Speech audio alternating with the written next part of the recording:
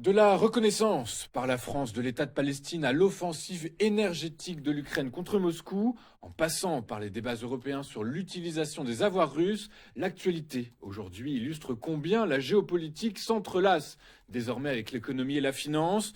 Dans le même temps, l'accord historique entre Nvidia et OpenAI et les hésitations de la Fed face au dollar rappellent que la puissance technologique et la politique monétaire deviennent des leviers aussi décisifs que les armes ou la diplomatie.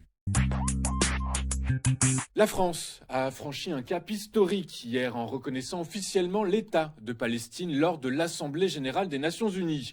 Ce geste, salué par une partie de la communauté internationale et décrié par une autre, constitue à la fois une rupture diplomatique et un pari risqué. D'un côté, Emmanuel Macron place Paris dans le camp des puissances qui osent rompre avec le statu quo. De l'autre, il expose la France à un isolement au sein du bloc occidental, notamment vis-à-vis de Washington, allié indéfectible d'Israël. Pour les Palestiniens et une grande partie du monde arabe, cette reconnaissance représente un moment d'émotion et d'espérance perçu comme une légitimation de leur lutte pour la souveraineté.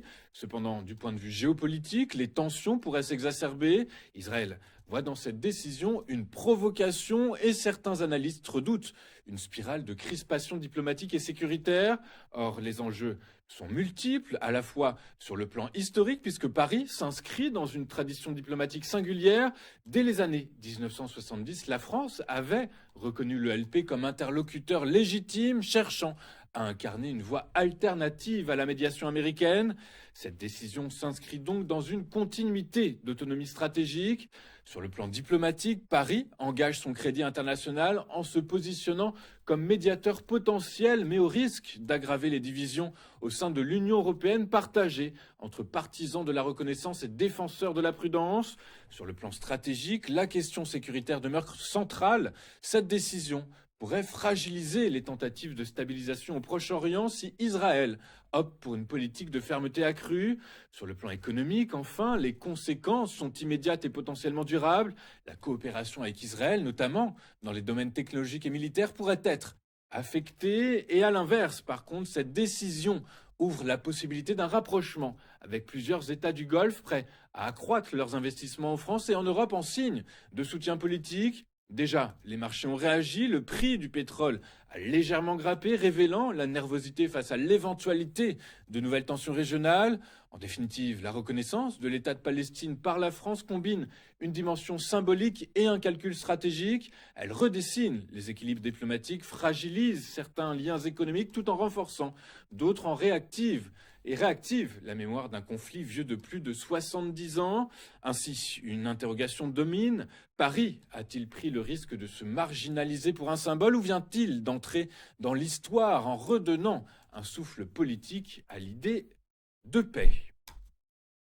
Toujours à l'international, l'Ukraine a intensifié ses frappes sur l'industrie pétrolière russe, considérant ses infrastructures comme la principale source de revenus du Kremlin pour financer sa guerre. La semaine passée, Kiev a frappé des raffineries majeures dans la République du Bakhtokstan et la région de Volgograd, perturbant significativement la chaîne d'approvisionnement russe en carburant militaire. Ces actions sont jugées les plus efficaces pour affaiblir la capacité logistique et budgétaire de l'armée russe, bien plus que les attaques sur les usines de drones.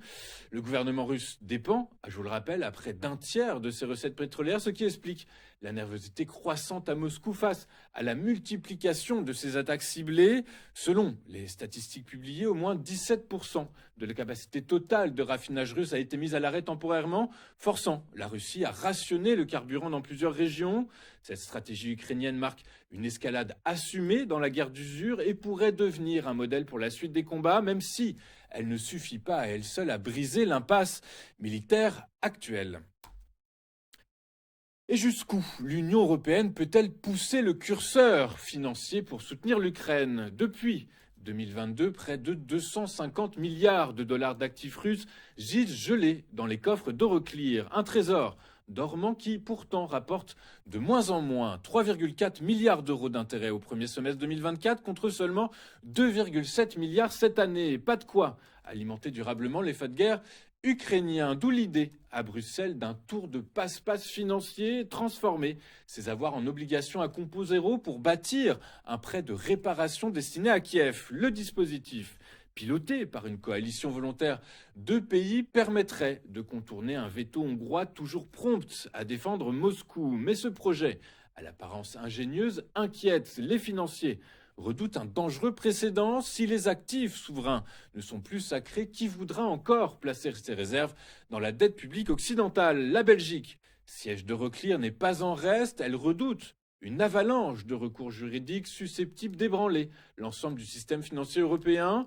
Face à ces velléités, la Russie a haussé le ton. Le Kremlin menace directement tout État qui s'emparerait de ses avoirs et rappelle qu'il dispose d'une arme de dissuasion économique, les 285 milliards de dollars d'investissements directs étrangers occidentaux toujours présents sur son sol. Ainsi, derrière le jargon technique se dessine un choix éminemment politique. Bruxelles veut transformer un gel en levier, mais l'opération pourrait bien, au-delà de l'Ukraine, redessiner l'équilibre fragile entre finance et géopolitique. Nvidia et OpenAI ont annoncé hier un partenariat historique qui redéfinit la course mondiale à l'intelligence artificielle. Le fabricant de puces investira jusqu'à 100 milliards de dollars pour doter la start-up d'au moins 10 gigawatts de capacité de calcul, soit l'équivalent énergétique de plusieurs barrages Hoover. Cette infrastructure gigantesque doit permettre d'entraîner la prochaine génération de modèles dits super intelligents.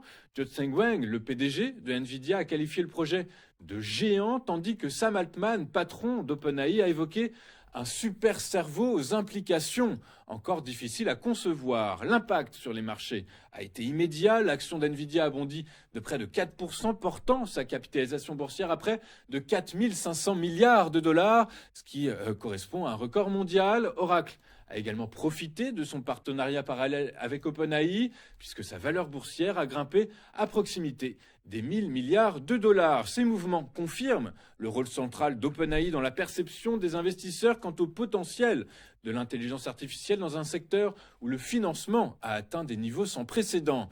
Sur le plan économique, ce pari illustre la montée en puissance de la puissance de calcul comme nouvelle infrastructure critique comparable au chemin de fer ou à l'électricité au XIXe siècle. Il traduit aussi la logique circulaire propre à l'écosystème de l'intelligence artificielle.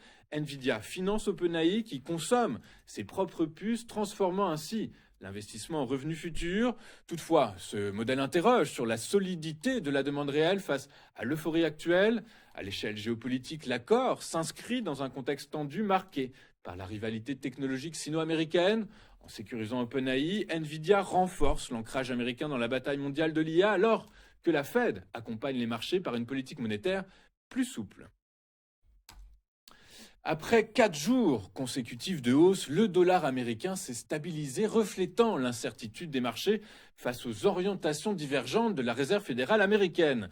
Cette consolidation n'est pas neutre car elle traduit une lecture attentive des investisseurs aux signaux émis par le FOMC et de la trajectoire future des taux directeurs. En effet, Alberto Musalem, président de la Fed de Saint-Louis, a justifié la baisse d'un quart de point la semaine dernière comme mesure de précaution pour soutenir le marché de l'emploi. Toutefois, il insiste sur la marge limitée pour d'autres réductions compte tenu d'une inflation persistante bien au-dessus de la cible de 2%. De même, Raphaël Bostic, président de la Fed d'Atlanta, considère lui que la baisse récente suffira probablement pour l'exercice 2025, mettant en avant la priorité à la maîtrise des prix.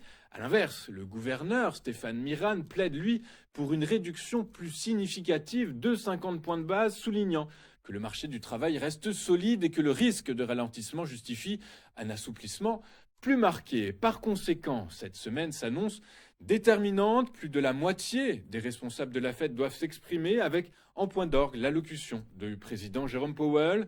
En outre, en l'absence de données significatives avant la publication de l'inflation PCE, les investisseurs adopteront une position attentiste, pesant soigneusement chaque mot pour anticiper la stratégie monétaire.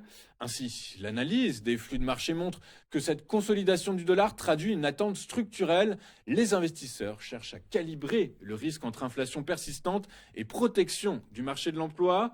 En définitive, le billet vert devient un baromètre à la fois économique et politique, reflétant les arbitrages internes du FOMC et la vigilance des marchés face à la trajectoire des taux. Regardons désormais ce à quoi les investisseurs seront attentifs aujourd'hui. Et globalement, eh bien, écoutez, c'est la macroéconomie qui va reprendre le dessus puisqu'aujourd'hui s'ouvrira eh bien, une période de publication d'indicateurs avancés de la robustesse de l'économie puisque les indices PMI seront publiés d'abord dans un premier temps en Europe. On attend d'ici moins de 10 minutes le PMI manufacturier et le PMI des services pour la France. Ce sont des estimations, ce sont les PMI flash.